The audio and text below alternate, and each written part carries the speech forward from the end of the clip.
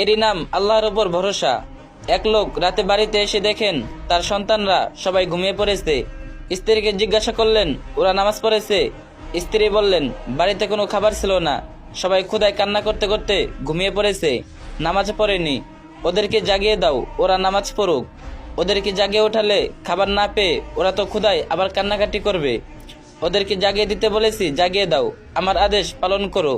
তাদের রিজিকের দায়িত্ব আমার না, রিজিকের দায়িত্ব আল্লাহ তাআলার উপর। আল্লাহ তাআলা বলেছেন, তোমার পরিবারকে নামাজের আদেশ দাও এবং তার উপর অবিচল থাকো। আমি তোমার কাছে কোনো রিজিক চাই না, আমি তোমাদেরকে রিজিক দান করি।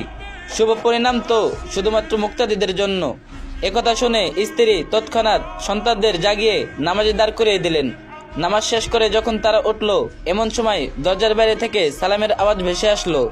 দরজা খুলে দেখলো এক লোক, তার কাঁধে অনেক খাবার। লোকটি বলল, এগুলো আপনার পরিবারের জন্য গ্রহণ করুন।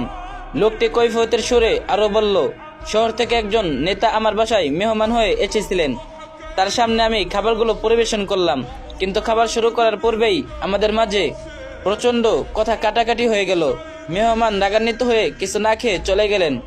অতঃপর আমি খাবারগুলো নিয়ে বের হলাম। ভাবলাম, আল্লাহ যেদিকে নেন, যেখানে নেন সেখানে খাবারগুলো দিয়ে আসবো। আল্লাহর নামে শপথ করে বলছি। হাঁটতে হাঁটতে আমি আপনার দরজায় এসে দাঁড়িয়ে গেলাম। আমি বুঝতে পারছি না কে আমাকে আপনার দরজার সামনে এনে দাঁড় করিয়ে দিল। সুবহানাল্লাহ। ভিডিওটি ভালো লাগলে একটা শেয়ার করে দিবেন, আর যে যেতে পারেন বেশি বেশি কপি লিঙ্ক করে দিন।